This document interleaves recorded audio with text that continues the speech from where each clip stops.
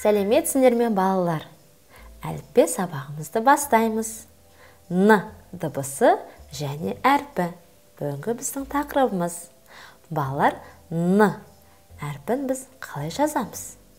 Мына бір жерге мұқият назар аударыңдар. Бұл Н әрпінің бас әрпі, Н әрпінің кіші әрпі. Ал балалар, сендер Н әрпін жазып, дәптерлеріңе жазып, тағы да бір рет қолдарыңды жаттықтырып көріңдер. Жарайсыңдар.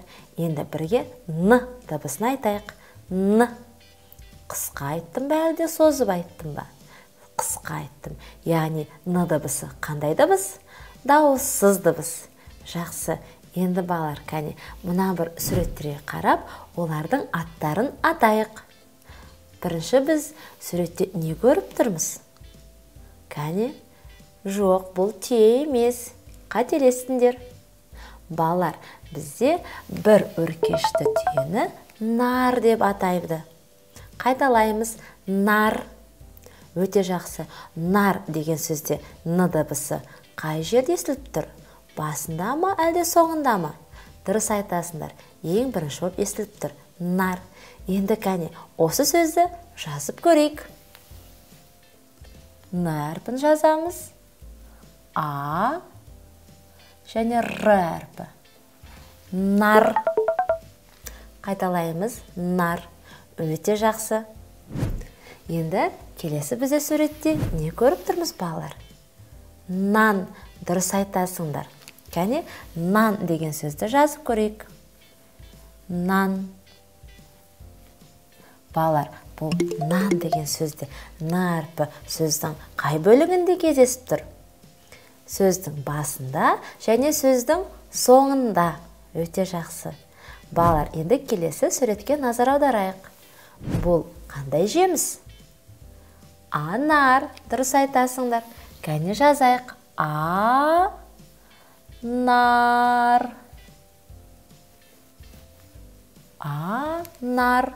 Н әрпі сөздің ортасында тұр. Жарайсыңдар. Енді балалар, егер бізде бір ғана анар жеміс емес, олар бірнеше болса, біз оны қалай айтамыз? Анарлар. Яғни көпше түрде айтамыз. Анарлар. Кәне, ол сөзде жазайық. Анар деген сөзімізге лар деген көптік жалғау жалғанады. Біз көпше түрде айтамыз. Анарлар. Жарайсыңдар балалар.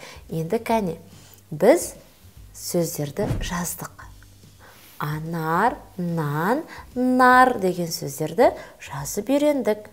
Көркем жаздыңдар ма? Қаламсапты дұрыстадыңдар ма? Жарайсыңдар. Енді балалар, кәне, жазып қолымыз шаршаса, онда оқиық. Ал, дайынбыз ба? Бастаймыз. Бізде қандай әріпті көріп тұрмыз? А. Енді балалар, осы А әрпіне келесі беттегі жазылған буындарды қосып оқуымыз керек. Сонда бізде сөз шығады. А-на. Ана. А-нар. Анар. А-нау. Анау. А-лан. Алан. Ал, тағы бір рет қайталаймыз ба?